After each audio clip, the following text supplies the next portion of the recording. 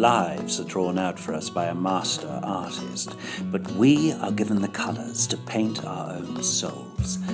Some days the colours we choose enrich who we are. Other days our brushstrokes seem to leave shadows over the person we long to be. That is when we need a vision greater than our own. If we look from afar, we can see the beauty of the dark and light hues working together to create a balance.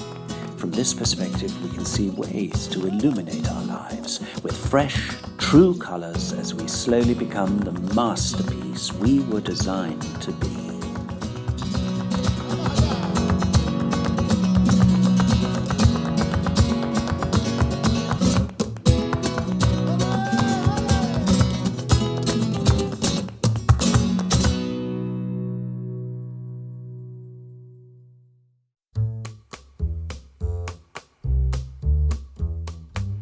I was born in 1941.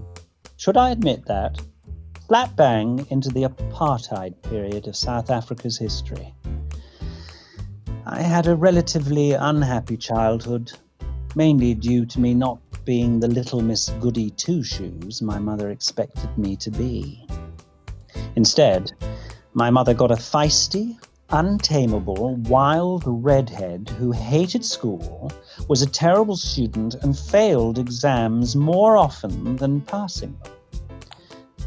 The joke is that I remember coming back from school after the first day and telling my mother, "I'm not going back there because I know everything already."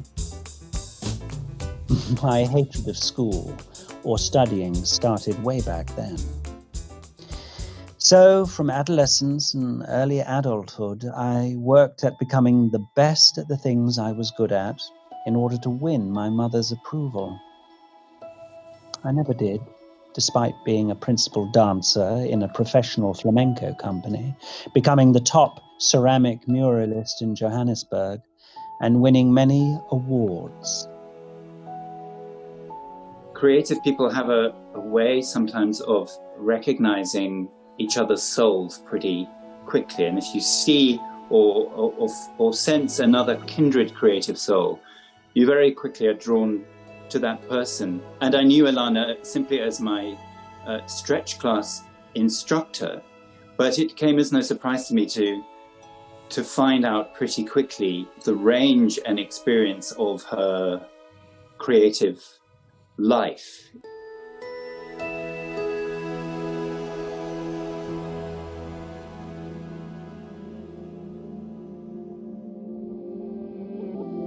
Touch the earth inside my being, hands deep in clay.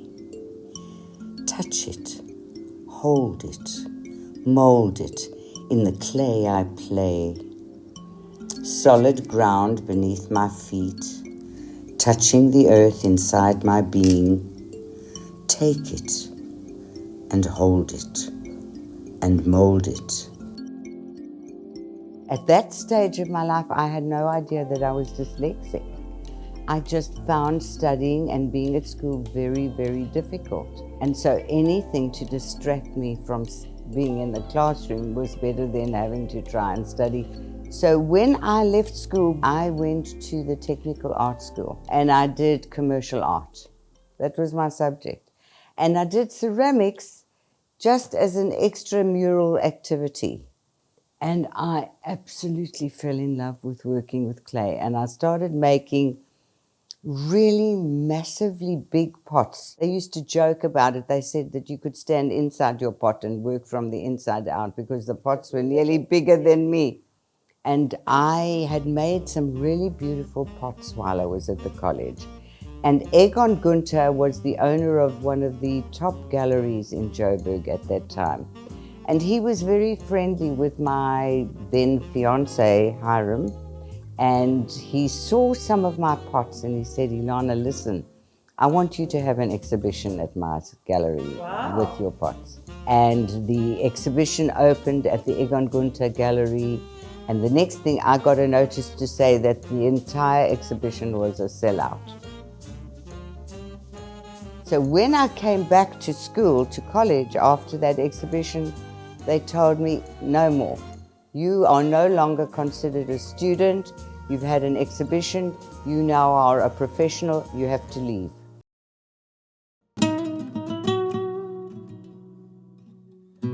I was a member of the Mercedes Melina dance company because my ballet career had to come to an end as my tits got too big.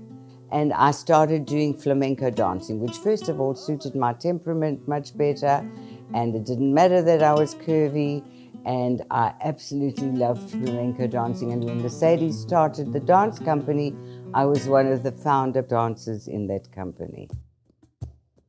My father was a famous actor and a writer, and so the theatre world was very much a part of my background and my childhood. So yes, dancing and being on the stage was very comfortable and very easy for me. Home was not a happy place and school was not a happy place, but my dancing was. It was the place where I became alive and where I became the creative, happy, expressive soul that I had. Without that inner feeding of my soul in those creative outlets, I would have been an empty shell of broken pieces. And then my husband made me give up my dance career. He said, listen, I'm giving you an ultimatum. It's either going to be me or the dancing. And it felt as though somebody had cut my legs off from under me, because dancing was my absolute passion and my love, and is still to this day. And that's when I got so deeply involved in the ceramic career.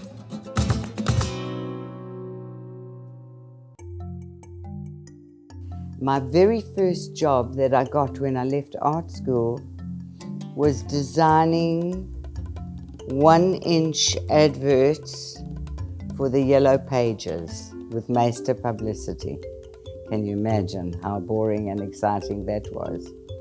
And very soon, I mean, that didn't last very long, and then I got a job with W. Hyman, who were interior decorators. And very often I would use some of my pots as part of the window display. And a woman walked in and she said to me, won't you teach my daughter ceramics? Now I have to tell you something. I was about to be offered a partnership in this business. I didn't know how to fire a kiln. I didn't know how to mix glazes. I didn't know how to prepare the clay. I just knew, I didn't know anything about this. And now I'm going to start a pottery studio with someone and teach them how to make pots, but I don't have any of the technical knowledge. And I decided, fuck it, I'm doing it. The first few kiln firings were a disaster. We made a lot of mistakes, but I started to learn from my mistakes. And one of the interesting things that happened is that I started doing things that are completely against the rules. But because I didn't know, I just did it that way and it somehow worked. So I left that business and Sandy Burstein and I started a pottery studio called Ilana Potteries.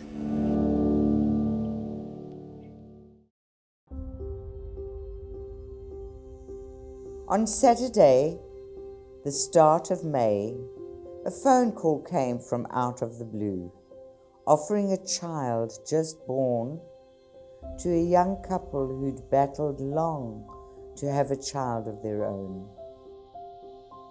I'd had major surgery very early on in our marriage, and they discovered that as a young baby I'd had peritonitis. So they said to us that we must try and have a baby as soon as possible before the tubes block up again after the surgery.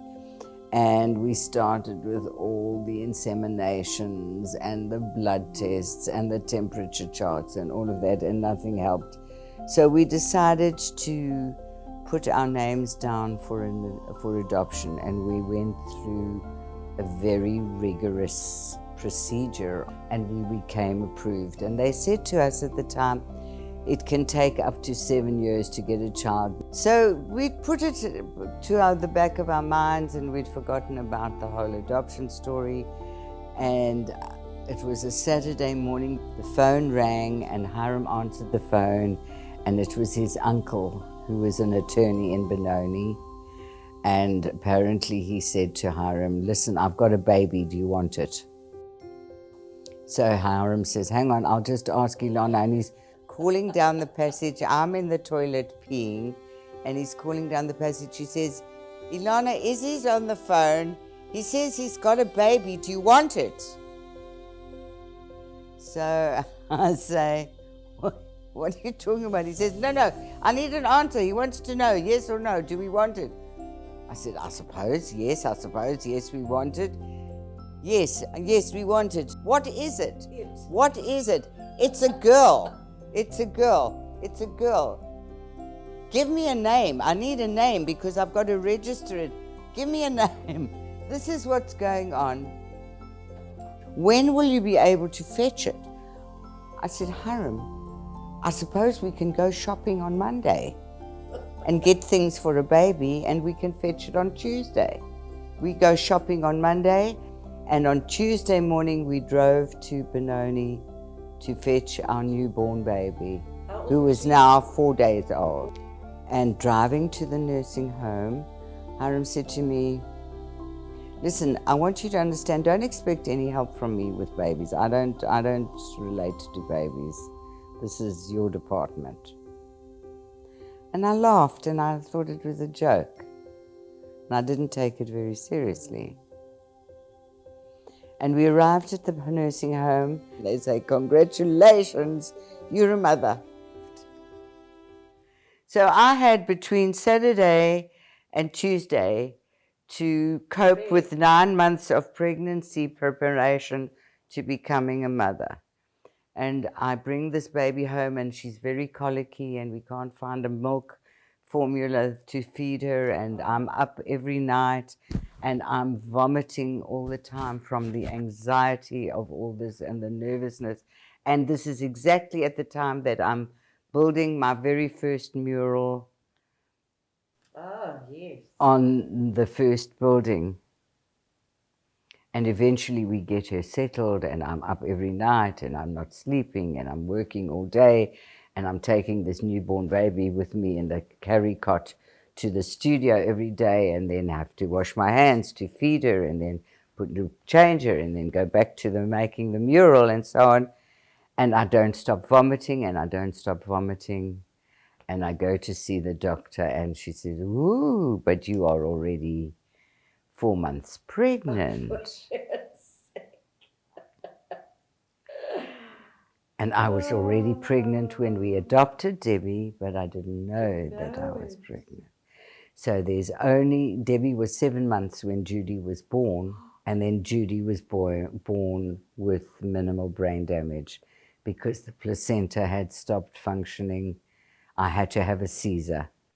So I had this newborn baby who couldn't suck properly and who wasn't quite 100%, and this very hyperactive 7-month-old baby who was already climbing out of her cot at 7 months of age and walking in proper shoes at 9 months. She was walking. And this one, Judy, I couldn't get her to sit, so we used to prop her up in a cardboard box to try and teach her how to sit upright. So I was running to specialists trying to get a diagnosis about Judy and a very, very hyperactive older child. And guess what? I was pregnant. Again. And now About the third time. I had 3 babies under the age of 2. All at a different age and stage of development. So it wasn't like triplets where they were all getting fed the same food and fed at the same time and sleeping in the same schedule. Each one had, and I would take all 3 of them to the studio. Unbelievable. And I had a husband who needed his sleep at night. You must And have been worn ragged. I was worn ragged. I was ragged, and I had the most amazing maid, I must be honest. If it wasn't for her, I don't think I would have been able to cope. She was just like a surrogate mother. She was a second mother, and she really was an amazing woman. She was with me for over 20 years.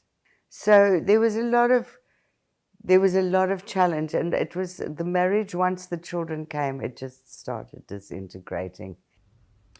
What twist of fate life had spun, for to those childless man and wife, in just 2 years, an overturned life. Alas, with all this, the tension grew, and from the nest the father flew. And with him soon the oldest followed too. The family torn and split apart, each one with a broken heart. So now I'm in the studio, and Sandy is learning to make pots, and we're making very uninspiring pots. But because of my connections with the architects and the interior decorators through working in the interior decorating business, I was contacted by an architect and offered the opportunity to design a mural for a building that they were building in Joubert Street called City Centre. Now, you have to understand that I had no idea how to calculate quantities of material for a mural, how to work out the costing of a mural, how to set a mural, how to pack and transport the mural. That first mural of mine was not my greatest success. And I just have to tell you, at the time that I did that mural, I was pregnant with Judy. I had a 7-month-old baby. I used to bring the baby to the building site in the carry cart, and I was up on the scaffold with my big stomach setting this mural. I was shitting myself. There was no concept in my mind at that point that this was going to be the beginning of a career that lasted for over 50 years. So Sandy and I continued working together as Ilana Potteries for a number of years.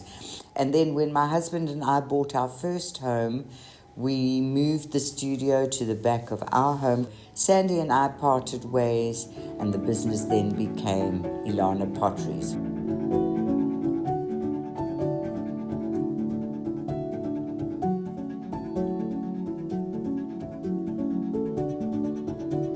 With each new commission that I received, there were always very different challenges that needed to be met in terms of the erection and assembling of the mural. And the Anglo-American building one was particularly interesting because I had to design a way to create the mural in large block areas, despite the fact that I was using only very small pieces, because the height of the ceiling was so extreme that it was not possible for me to work on scaffolding.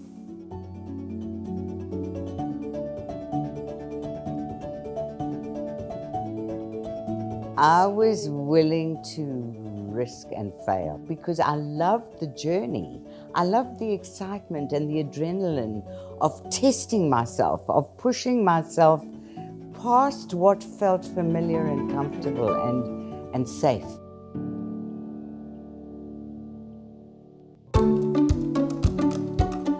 Ancient Earth's love energy bursts forth in laughter. Kaleidoscopic textures of life abound, from seeds to fullness and way beyond. Reflections stripped of protection, the notion of creative expression. Lavishly extravagant, fragile, indestructible the sound. This manifestation of a life stripped of expectation.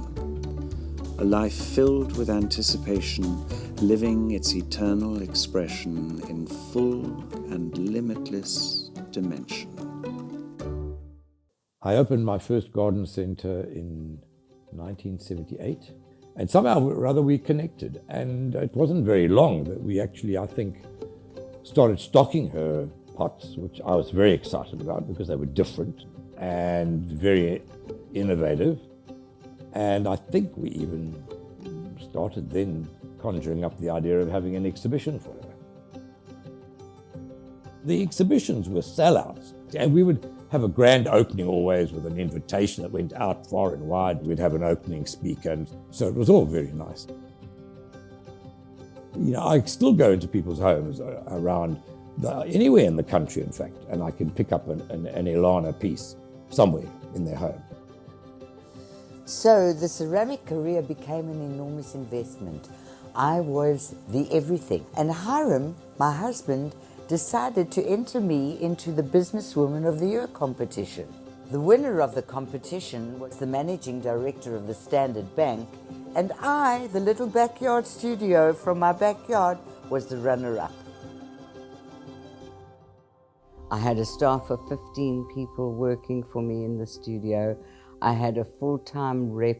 I was in every gift shop throughout Southern Africa and Southwest Africa. It was crazy. I was working 18-hour days, weekends. It was a really all-enveloping career. I've always had the feeling that I failed you guys as a mother in the early years. I don't see it that way. I don't see that as where you failed me. In fact, quite the opposite. I think that the places in which we as mothers sacrifice our own self-nourishment, our own time for ourselves, our own pursuing of our own careers and interests for the sake of the children, it's not true. Because I think we model for our children, especially our daughters as mothers, and you had daughters and I have daughters. We model for them through the way we treat ourselves. And I think that you pursuing your career and being such a highly motivated and driven person was one of the positive things that I drew from with you as a model. My marriage was now falling to pieces. Then my mother, she came on a visit from Israel to South Africa. And I said to her, Ma, I'm letting you know that Hiram and I are getting divorced. And her response to me was, I'm not surprised. You've been an inadequate wife, an inadequate mother, and an inadequate woman. Do you know, Sue, those words are like indelibly imprinted in my brain.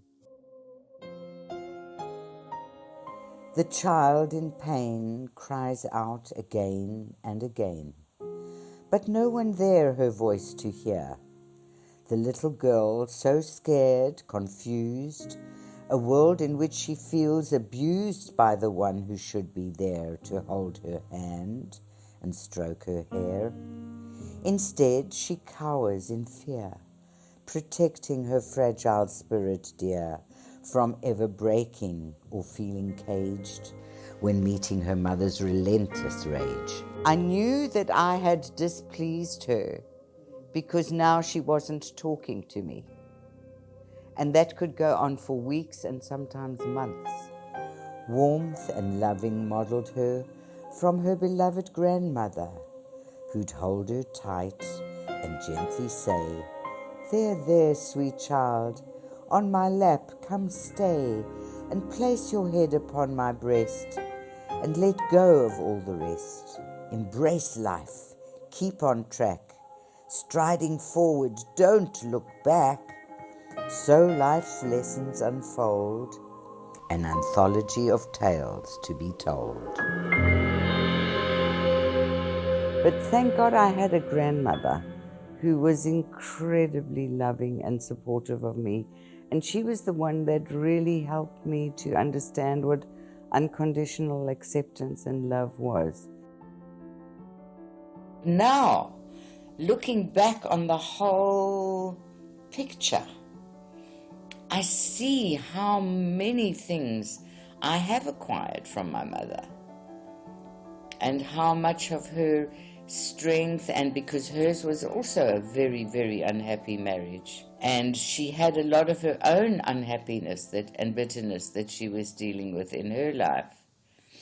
And my father was I idolized him, and he was this beautiful, handsome, gorgeous, fun-loving guy. He was this famous acting celebrity and a famous personality, and we had all these celebrity people that would come to the house, and Sarah Sylvia and Irma Stern and Lippy Lipschitz and all these famous actors and artists, and it was all a big show. And then once the doors closed behind the visitors, and the shit would hit the fan and stuff.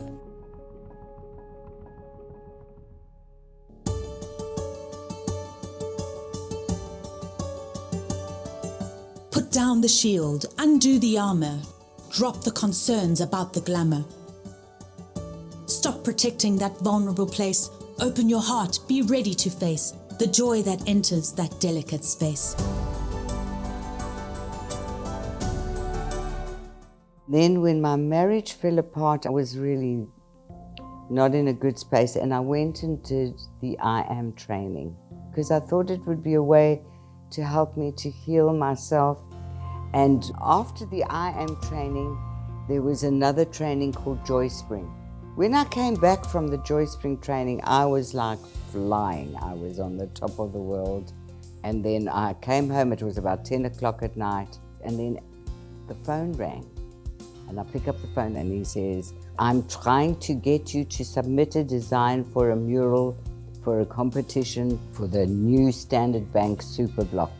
And it's a 90 square meter mural, which is made up of 3 walls of 30 meters each. And then I get a phone call and he says, look, the design that we like is yours, but you've come in at a price that's much higher than everybody else's. I want this mural so badly. And I phone him back and I say, I've looked at everything and I'm sorry, I cannot drop the price, not by 1 penny. Now I know that if I hadn't done that I Am training and that Joy Spring training, there's no way that I would have had the balls and the chutzpah to take that sort of chance, because I really wanted this job, because I knew that the publicity and the impact of getting this mural was like ricocheting my career totally off the chart. I knew that. Anyway, they came back and they said, thank you, we're going to go with you. And then my career just went totally berserk. Throughout the project, Ilana worked closely with architects and interior designers. The brief stipulated that the artist could select the medium of their choice, but that the impressions of color should be light and subdued and take cognizance of the overall interior design concept, presenting a non-figurative element. The design is transferred from the scaled working drawings directly onto the wet clay slabs and carved out using a sculptor's tool.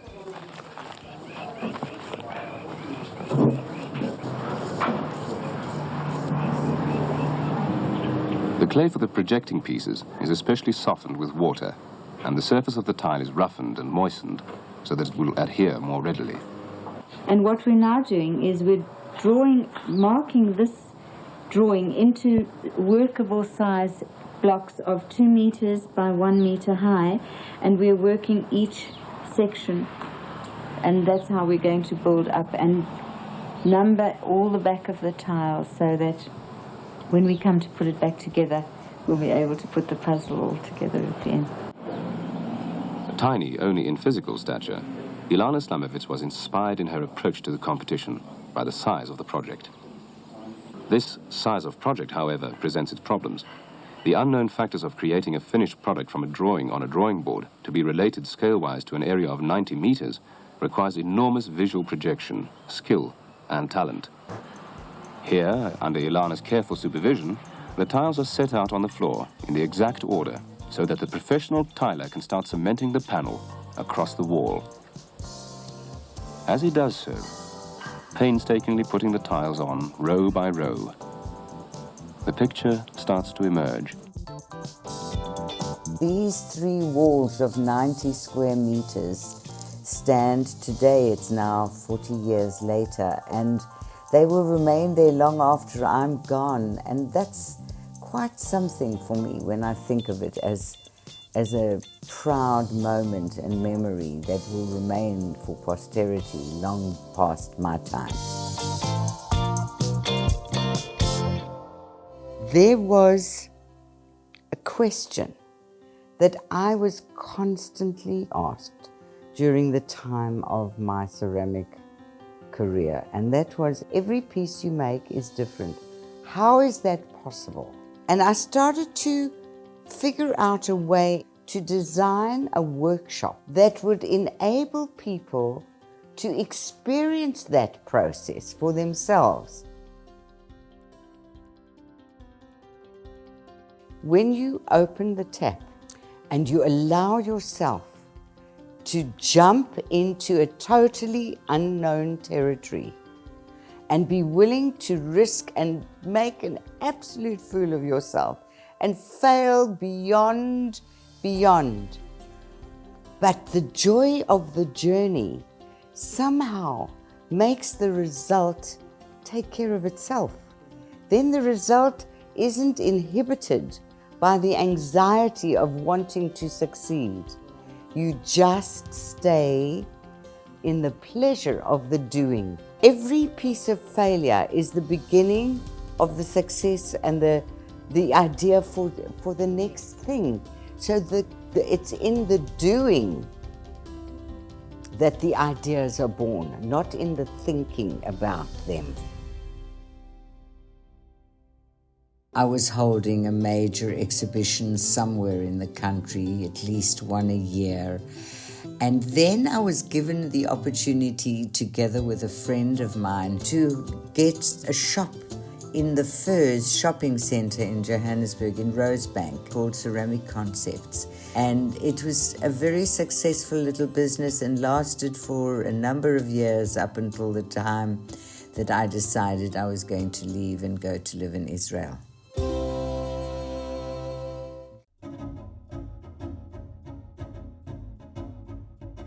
I had a magnificent home, a Mercedes-Benz. I was divorced with 3 daughters and working my butt off. Life was all about having more, achieving more, and being more successful. I decided to get out of South Africa with its hateful politics and move with my girls, who were now finished school, to Israel. Naively, I believed life in Israel would be more spiritual and focused on being rather than having. So in 1988, having sold up my home and my thriving studio, we emigrated. My sister left straight after university. Both my parents were divorced and now both separately settled in Israel years ago. And so I didn't want to remain alone with my children here. I wanted to move to be with my family. I'd come with a lot of ceramics and I was planning to hold an exhibition of pottery in Israel to get me started in my career in Israel. My mother said to me, "We have a lot of very fine potters in Israel. Israel's not waiting for you, Ilana." At that stage, living in a rented apartment in Jerusalem. And the very next day, I had to rush off to Tel Aviv to do this exhibition of my ceramics. And I came back to my flat that night and I couldn't open the door. They literally emptied my apartment of anything of value. This is the irony of, I wanted to be in the beingness of life and not in the havingness of life. So the havingness was taken away. That was the first thing. The very next day, I went to my sister who lived in Ein Karim, which is a beautiful Arab village on the side of the mountain in Jerusalem. And she's got these very irregular stone steps coming from the house down to the patio area below. And I was carrying a big platter of food down the stairs, and I lost my footing and I went flying forward. So I was now in a situation where I couldn't speak and I couldn't see and I had no arms. Anyway, so I ended up being entirely and utterly helpless. And I remember the psychologist that I was seeing at the time saying to me, "Look, Ilana, you're now moving to Israel, you're going to a new country, and I ask you more than anything, allow yourself to be vulnerable." You know, it makes me cry even now when I think about it.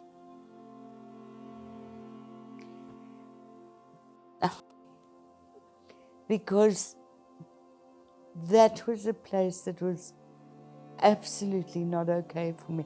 I was not able to be vulnerable in my marriage. I was not able to be vulnerable in my childhood life. And when I came to Israel, here I was suddenly thrown into a situation where my level of vulnerability was that I was completely helpless. And it was so ironic how the money had been stolen, my helplessness.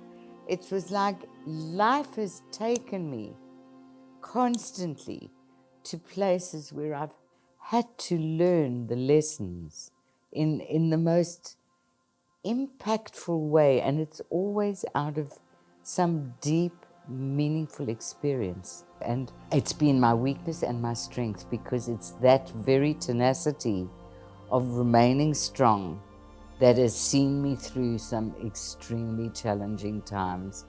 And I don't know, every time I get knocked down, it's like the phoenix just rises up out of the ashes. I won't stay down no matter what.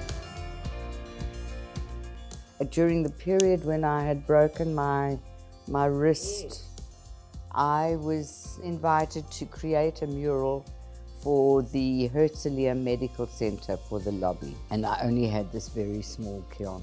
So I had to design something that I could make lots of small little pieces that I would then be able to assemble on the wall. But I wasn't going to let that stop me from making a mural that was the entire length of the foyer of the hospital.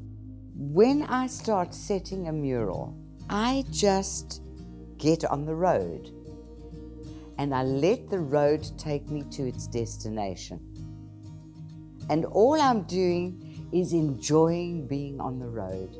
I give over to the flow of creativity and trust it will take me to the place.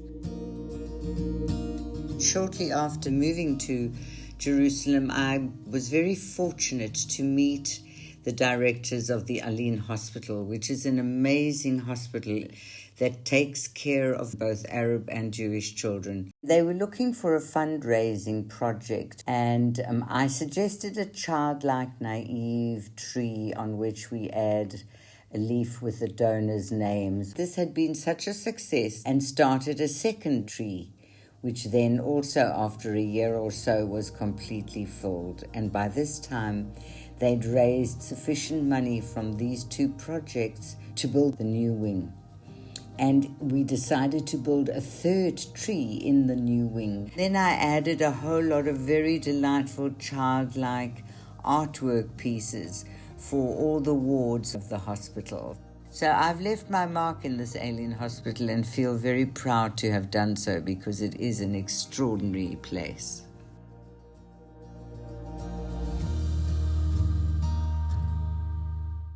Throughout her career as an international facilitator, Ilana ran workshops for many organizations and collaborated with extraordinary people like Brenda Miller, a well-known and revered musicologist. Over a number of years, they ran workshops together, developing an understanding of the emotional impact of a composer's experience. They ran these workshops using music, clay, and movement. Brenda asked me to come and talk to her about creating this workshop together. And she had a big file in front of her, and she opened the file and she started reading through the file about what the workshop was going to be and so on and so on. And she looked at me and she said, where are your notes? And I said to her, Brenda, I don't need notes. I just need the people. Because when I'm in the room with the people and I've decided on what the exercise is going to be, their reactions are what I'm going to be working with the room, and I can't pre-decide that. And it was just a very interesting example again for me to understand how differently I've always functioned without the information, with only my intuition and my willingness to just go there and be there and see what happens when I get there and handle it as the best I can with what I know and how I am. My sister was going to do a degree at the Wingate Institute in specialized physical education for seniors. And she said to me, come, let's go and do this course together. We have to learn how to teach yoga, Pilates, aqua. There's a lot of technical stuff, but I'll give you the notes for that. So we went and we studied, and then I got this another golden opportunity. It was amazing how things always happened like this. There was a new retirement home in Israel for expat South Africans called Beit Protea, and I applied for the job, creative therapist. So I was going to teach ceramics, art, dance, yoga, Pilates, aqua, and then added to that workshops for the staff in creativity. And this was a job that was a job out of heaven. And then I started this little dance group. The oldest woman in the group was 92. And we started dancing, and then it became, let's do a show for Yom HaAtzmaut, and then we'll do a show for Purim, and then we'll do a show for Rosh Hashanah. And so we started doing little performances.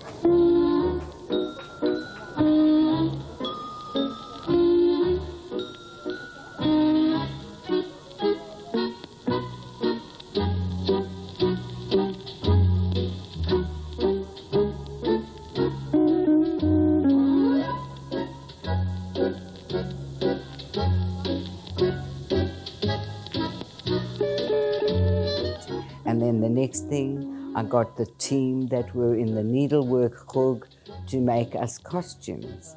And then we started getting invited to perform at various old age homes throughout Israel. It has made my integration into Beit Protea much easier because, this is the last place you come to. And yet now, when Ilana started working with us, it's as if we started a new life, always at a level higher than I think we are, I wouldn't say able, because we were doing them. The examples of the work that you see here are all done by people who have never touched a piece of clay or any of the fields that I work. So it's all something that is completely new. And so the way that I work is to support, encourage, promote, and develop their own potential way, way past their own expectation of themselves.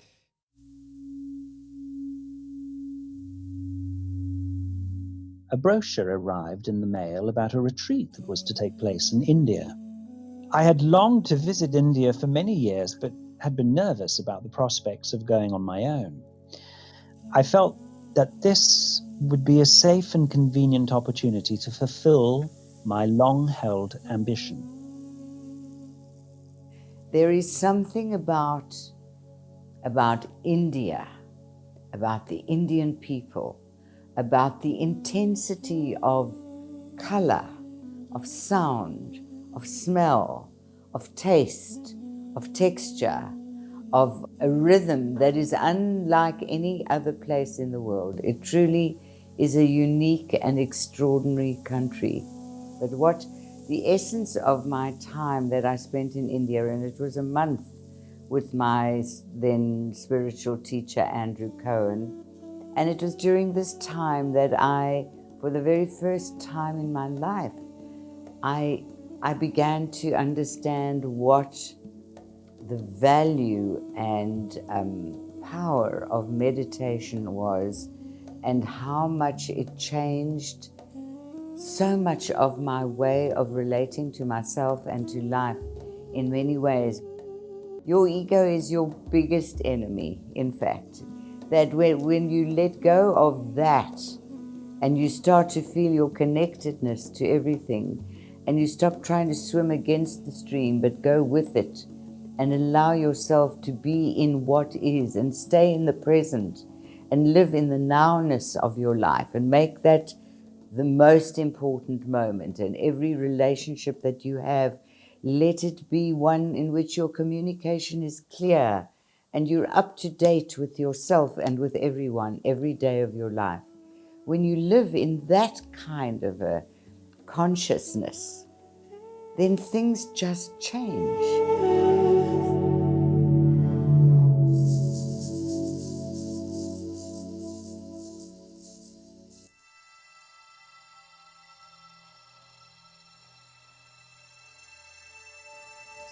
During the time that I lived in Israel, a friend of mine by the name of Merle Levine, who happens to be a writer, was going to Ireland to facilitate a writing retreat, and she convinced me to come with her. And I found there was a magic in creating rhythm with words. And suddenly my thoughts were starting to flow out of me, and I started writing poetry. Stones and bones and wizen weed, and things left out to go to seed. The sea threw out and left to dry, ripped by storms under milkwood sky.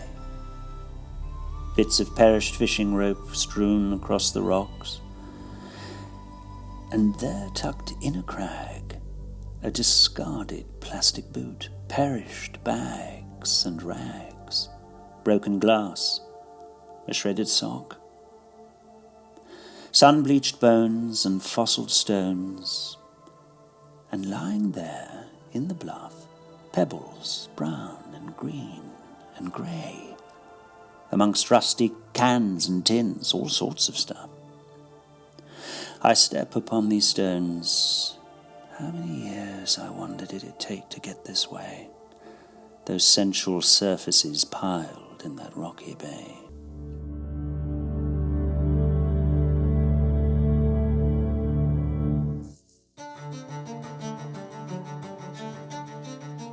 I stand on land that feels like clay, no solid ground beneath my feet. Each step I take, it breaks away. Many times I gasp at those I greet. I sense, I feel the harshness here. My inner feelings feel stripped bare. That African pulse deep in my veins, the haunting rhythms in my blood remains. The sense of belonging each place I go, warmth, a smile, a joke prevail, familiar faces and friends I know. I speak the tongue, it's not like Braille. I deeply sigh as I greet the dawn, for in Israel my grandchild was born. I need to make a difference in her life, to bear, to be a part, the pain, the strife. A split so deep within my veins, for in both places my heart remains. To return to your bosom or be one to this child, you pull me, Africa. I am Africa. I am wild. And so it is I stand on clay, and each step I take simply cracks away. Do I go, or do I stay? The need that I had to find a different kind of stillness in myself that I couldn't find in Israel, with all the career successes and with all the achievements that I had, I always felt like a handicapped person in Israel. So I made the decision to leave my heart in Israel and with Judy we returned to come and live in Cape Town. Shortly after we returned to Cape Town, Judy was introduced to Simon, and they fell in love and they got married, and it was the right decision that I made, no matter how hard it was.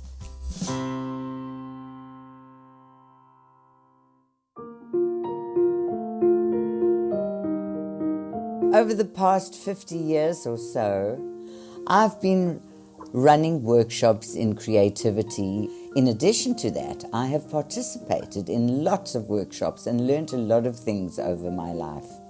But the workshop that stands out for me as the highlight workshop was a workshop given by Balu Nivison called Moving Art, and it was run over a number of weeks. And in this workshop, we went into great depth, exploring various aspects of creativity. All-encompassing, that was the thing about this Moving Art workshop, because it was about art, self-exploration, writing, observation, and learning in nature, and then choreographing and finding the right music. It incorporated every single aspect of one's creative abilities and brought it all into one whole experience. And doing that workshop together with Judy was one of the most special and meaningful experiences that I can ever remember. Going into that process of the Moving Art workshop, my plan was twofold. The first was to enable Judy to participate in this workshop and to give her moral support. The second was to give myself a chance to perform a dance, something that I had not done for so many years and have really missed. I love performing and I love being on stage, and my wish was to choreograph a piece to an audience despite my age. Well, as life would have it, it is so far from what the truth is. Personal growth and self-exploration are things that I've always embraced. Suffice to say that I have, through this movement workshop, accessed a place so deeply buried inside myself that I have kept guarded and shielded and concealed from the world and from myself even. Dance the clay. Dig deep in my soul. Hold it and stay. How shattering it has been for me to access this place through this body movement work, when I never really got there throughout all those many years that I spent in psychotherapy and doing all kinds of other work. The strangest part is that the dance, my dance, is actually almost not a dance. I have chosen to use clay, the medium that I have worked with for over 45 years, and buried myself in a way of filling the void created by having given up my dance at the request of my then new and adoring husband. But through the music, the clay, and not the dancing of my dance, I hardly move in this dance. The sluice gates opened and out poured a flood of emotions, fear, fragility, exposure of my vulnerability. This my true and authentic soul dance, not the performance one, but so much more meaningful. And simply by trusting in the unknown and allowing myself to let it unfold as it needs to, I am being swept along a life-altering journey. Easy it is not, wow, but so worthwhile.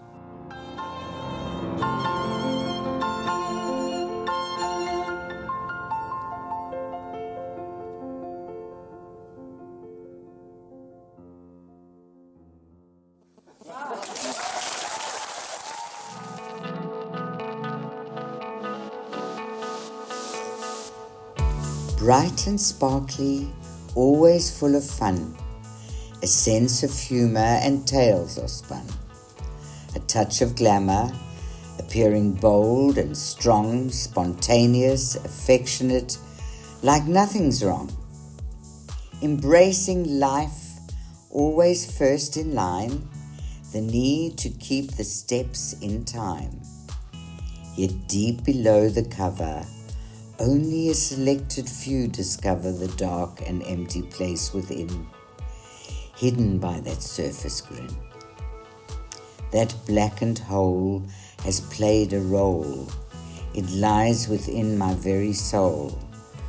For years and years upwelled the tears, but now it feels the hole has healed, its value past.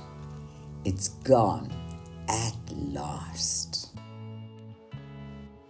When I came back from the retreat, and I had made this very difficult decision to leave Israel and return to South Africa, I decided to make an anthology of the poems I'd been writing and my doodles.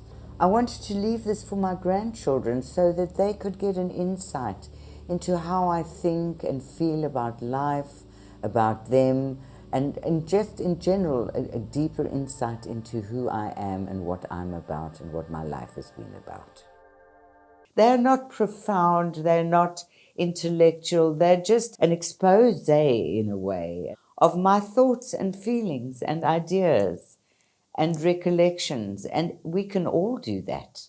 And I plan to start creating some workshops for older people so that they can write their own little anthology of memories and stories to hand over to their grandchildren and perhaps great-grandchildren, so that there's a continuation and the stories remain part of the family history.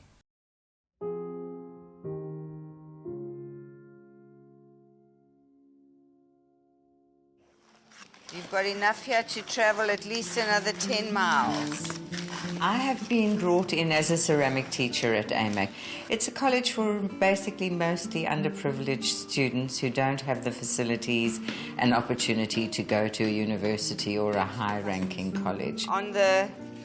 Some of them have never touched a piece of clay before, and I just am blown away by the amount of talent and enthusiasm that I've been able to instill in these students. And I think because of my approach to teaching, where I've again given them the sense of that there are no limitations in what they can do with it. And so we are creating some very exciting stuff. We were given a brief with the theme of the exhibition being in our own backyard. Now, most of these people come from Khayelitsha or from Langa. And so their backyard is not exactly the most glamorous and excitingly affluent place on this earth. And I gave them the task of collecting objects from their backyard and bringing them in, and we created these very spontaneous and uninhibited faces. We mounted them onto a board. Whatever they collected from their backyard, we used to create the background to the relief panel that we've made.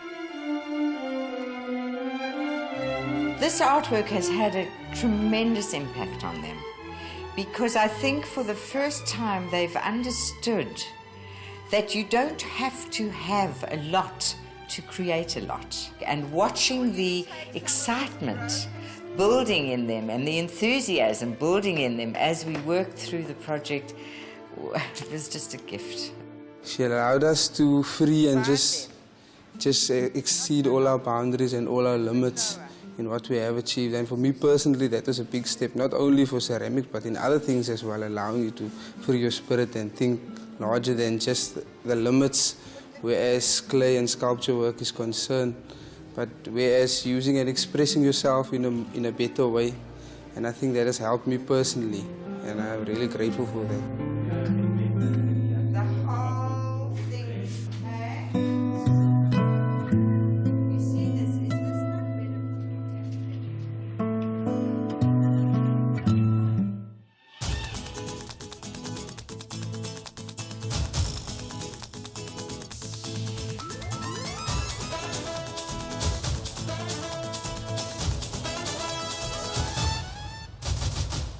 stiff and achy, legs now plump, a little shaky, tummy pulled in, all ready to begin.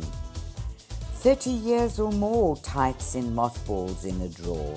Out they've come once more, preparing my stance, buttocks squeezed in tight, ready to dance and prance, trusting I'll get it right. Excitement rising in my chest, eager to do my very best. It's time, it feels, to heed that call from deep within my yearning soul.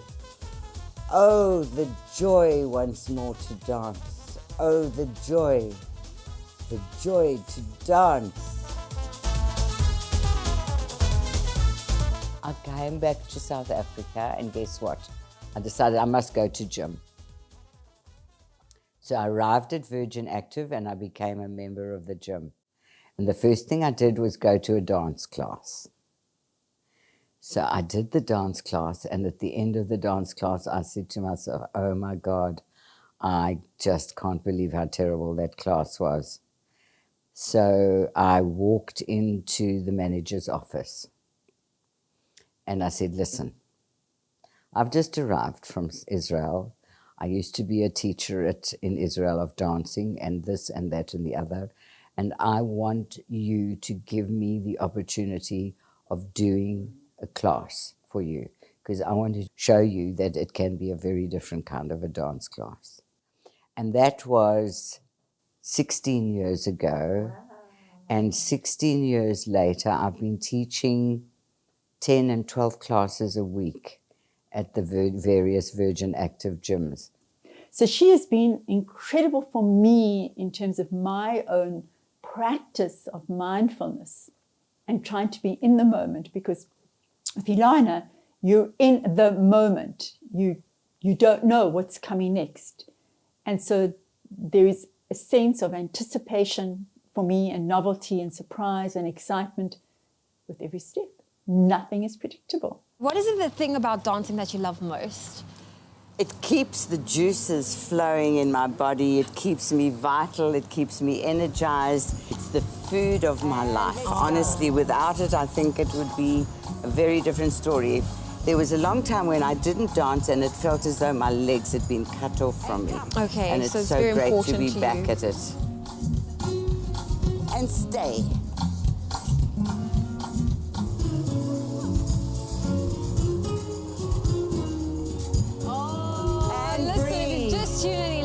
Showing us some of her amazing dance moves. Definitely, Ilana, you make it look a lot easier than what it is. Thank you so much for showing us. I've been very blessed in having always been able to make a living out of things that I love doing. Look at me, I'm now back here at the retirement home and started a dance troupe here. And guess what? We've already been performing at many of the retirement homes in Cape Town. We do concerts for the residents at the home. And it's back, that same thing that I did in Israel, I'm doing it here. And then we had the opportunity to be invited to perform at the TV station. That was the most amazing experience. Never dreamed that I would ever go onto TV. And the reaction afterwards from people and friends who had seen it, they couldn't believe what we do. You get things together. You organised the care centre, you organised our session here that we had, and then getting the Joe Slover up and going. Wow. Well, that was a most incredible afternoon. Fiesta a la Gogo is an initiative that aims to inspire, encourage and motivate Gogos from disadvantaged communities to come together to share a fun-filled few hours.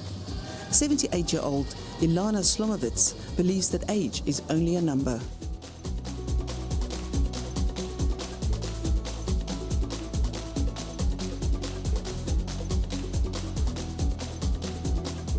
What you did was bring the two cultures together, and that was my experience of it. It was incredibly uplifting and feeling as if I was part of something that was worthwhile.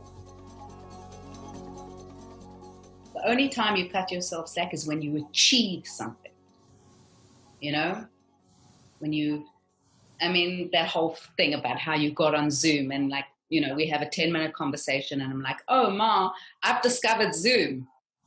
I'm starting to teach on Zoom. It's amazing. You don't need to go to the gym. Let me show you how it works. And you can start doing classes on Zoom. Who at the age of 80 gets, at the age of 50, gets that together in the way that you do? Here I am taking the class 6,000 miles away and through a computer screen, and I can still feel that spirit and that love and that observation. And I find that really amazing. How did I meet Ilana? To be actually honest, I know it was through a dance class, but I actually don't know where. It feels just like Ilana and I know each other for lifetimes. You are outrageous and impossible and demanding and stubborn. And because of all those things, I love you so very, very deeply. Oh, I'm going to get emotional. I learned from a very young age to be very resilient, to be very dependent on myself, with the exception of a few very close friends where it felt safe for me to expose my vulnerability. The one thing that I have learnt is what you see is what you get, and what you hear is coming from absolute honest truth. And if you don't like it, then fuck off. I wrote this poem for you for your 68th birthday. As I think I've mentioned to you, I find it really amazing that now I'm not that far from 68. And here the poem is: there's a red ball of fire that lights up my sky. She colors my life. There are so many reasons why. My mentor, my battering ram, my teacher, my friend, who shakes life with both hands and whose spirit won't bend. Like a nut, her shell's tough, but inside soft enough, and her arms are held wide, though there's no place to hide. 'Cause she suffers not games or dishonesty or fools. One thing above all, authenticity rules. So I might get a lash of her tongue on a while, but mostly there's great fun and a laugh and a smile. And while sometimes I feel like a shadow against her bright shine, there's none on this earth like this friend of mine.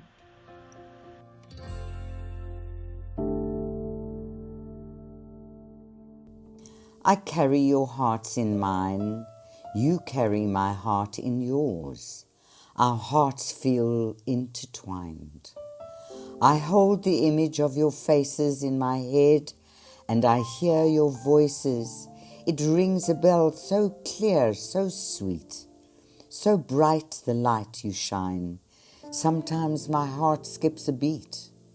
How blessed I am, grandchildren of mine. The distance apart only strengthens my heart. I carry your hearts in mine, your hearts for always entwined, and you carry my heart in yours, bonded till the end of time. I think they see me as quite inspirational, I must say. I see how this has become a full cycle. My grandmother was an inspiration to me, and I'm hoping that I'm going to be that same inspiration to my grandchildren. She was my glue.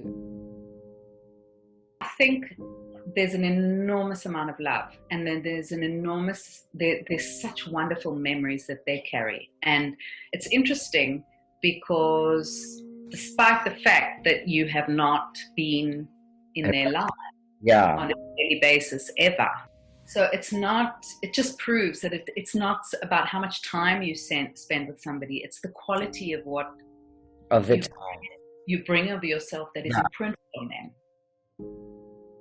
You know, I realize that I'm getting towards the end of my life. There's not a hell of a lot of life left. And when I think of how I want to be remembered, is that in some way I've made a difference to your life in knowing me. You can die today. Thank you very much. I think I might as well. An indelible difference on the lives of so many people in ways that you don't even begin to even know. the creativity, the hands-on creativity was from Mom. There's no doubt about that. She's got such a rich culture that she lives with, and all of that filters into all areas of her life. It's just amazing to see. She really is a person who, if I say I want to do something, I'll do it in the next day or two, maybe in a week. Mum, 5 minutes later, done.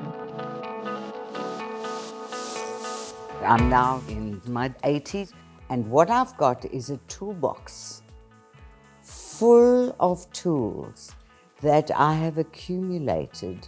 And when I try to understand that this is someone who almost didn't pass my matric, where I never went to university, where I never studied the techniques and chemical side of ceramics, and built one of the biggest ceramic careers in Johannesburg at the time. It's like a journey of self-exploration, self-challenging, never ever seeing a limitation. At 80, who says you can't still be teaching dance classes? Because I don't have a concept of a limitation. I've never had a concept of a limitation.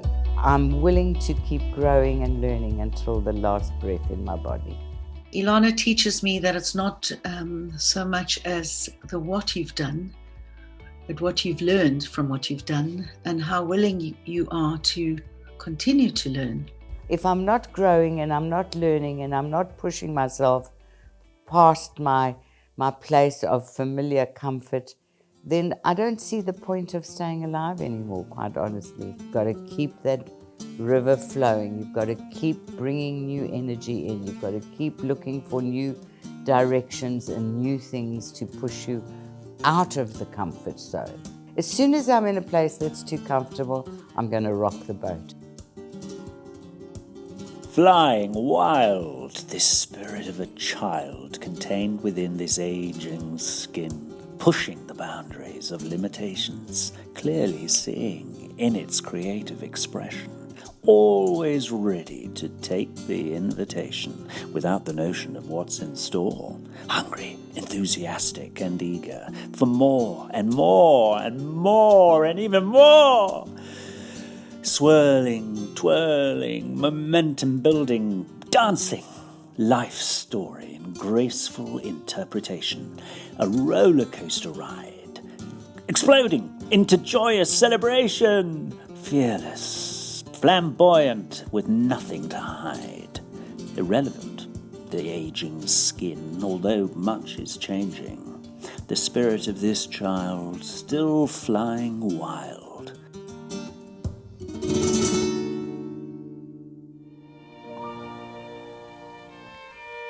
I am the clay.